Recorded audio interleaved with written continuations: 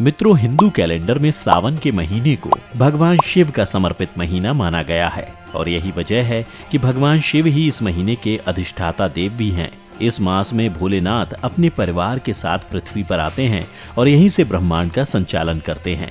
आप सभी जानते होंगे कि भगवान शिव के परिवार में भगवान शिव, माता पार्वती और उनके 2 पुत्र गणेश और कार्तिकेय हैं। लेकिन क्या आपको पता है कि भोलेनाथ की 5 और बेटियां थीं, जिनका जन्म अनजाने में हो गया था? अगर नहीं जानते तो इस वीडियो के अंत तक हमारे साथ बने रहें। नमस्कार, एक बार फिर से आपका स्वागत है द डिवाइन टेल्स पर।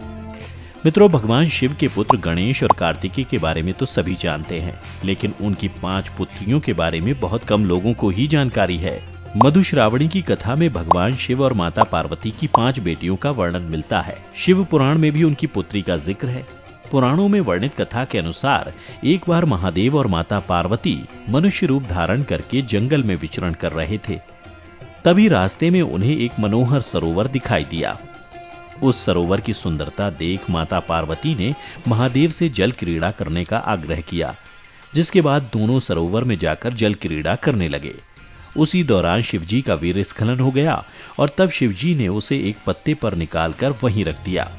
जल क्रीड़ा में उत्पन्न उस वीर से 5 कन्याओं का जन्म हुआ। यह कन्याएं मनुष्य रूप में जन्म न लेकर सर्प रूप में जन्मी, परंतु साथ होने के बावजूद भी इन कन्याओं के जन्म से माता पार्वती बिल्कुल अनजान थी।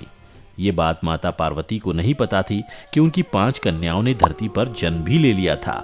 महादेव यह सब जानते थे कि ये 5 सर्प कन्या उनकी ही पुत्री हैं और भोलेनाथ अपनी पुत्रियों को अपनी आंखों के सामने बड़ा होते देखना चाहते थे। इसके साथ ही वो उनके साथ रहना भी चाहते थे, लेकिन महादेव ऐसा नहीं कर सकते थे, जिसके बाद वो रोजाना अकेले ही उसी जंगल के सरोवर में जाते और अपनी 5 सर्प पुत्रियों के साथ खेलते और समय बिताते थे।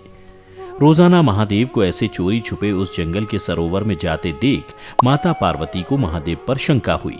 अगले दिन महादेव फिर से जब सबसे छुपकर उसी जंगल के सरोवर में जाने लगे, तभी माता पार्वती भी महादेव के पीछे पीछे चल दी।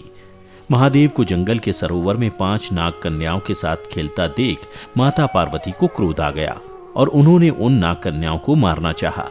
जैसे ही माता पार्वती ने उन नाग कन्याओं को मारने के लिए अपना पैर आगे बढ़ाया, तभी महादेव ने माता पार्वती को रोक दिया और कहा कि ये नाग कन्याएं तुम्हारी ही पुत्री हैं, तुम इन नाग कन्याओं की माता हो।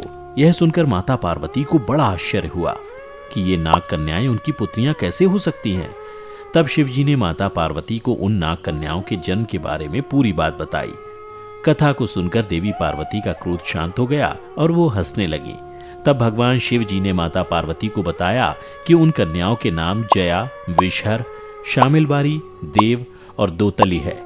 भगवान शिव जी ने यह भी बताया कि जो भी मेरी इन पुत्रियों की सावन में पूजा करेगा, उनको कभी भी सर्प भय नहीं सताएगा। उनको और उनके परिवार के लोगों को सर्प से कभी भी कोई भी नुकसान नहीं होगा। यही कारण है कि सावन में भगवान शिव की इन 5 कन्याओं की विशेष तौर पर पूजा की जाती है। साथ ही लोग सावन में सांपों को इसी कारण से मारते भी नहीं हैं। इसलिए कहा जाता है कि सनातन धर्म में हर एक बात के पीछे एक कहानी अवश्य होती है। मित्रों, आपको बता दें कि इन 5 पुत्रियों के अलावा महादेव की 3 और पुत्रियां भी हैं।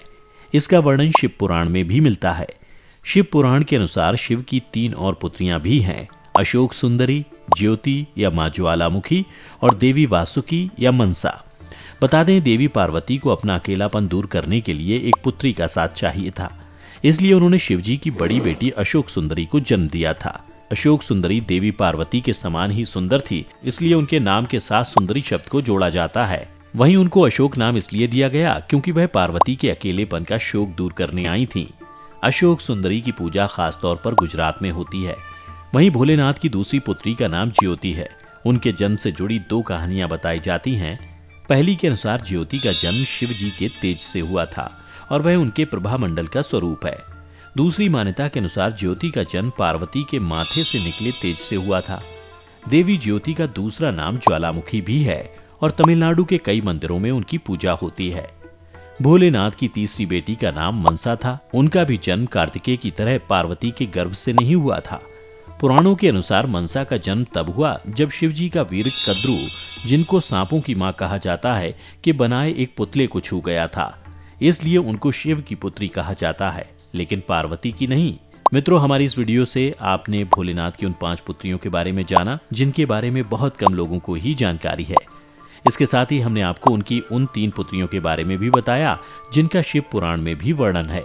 आज की इस वीडियो में बस इतना ही। हम उम्मीद करते हैं हमारी ये वीडियो के जरिए आपको कई सवालों के जवाब मिल गए होंगे।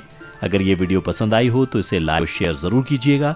अगर आपने हमारे चैनल को सब्सक्राइब नहीं किया है तो जरूर करिए। इसके साथ ही मुझे दें इजाजत, और हाँ, वीडियो को अंत तक देखने के लिए आपका बहुत बहुत शुक्रिया।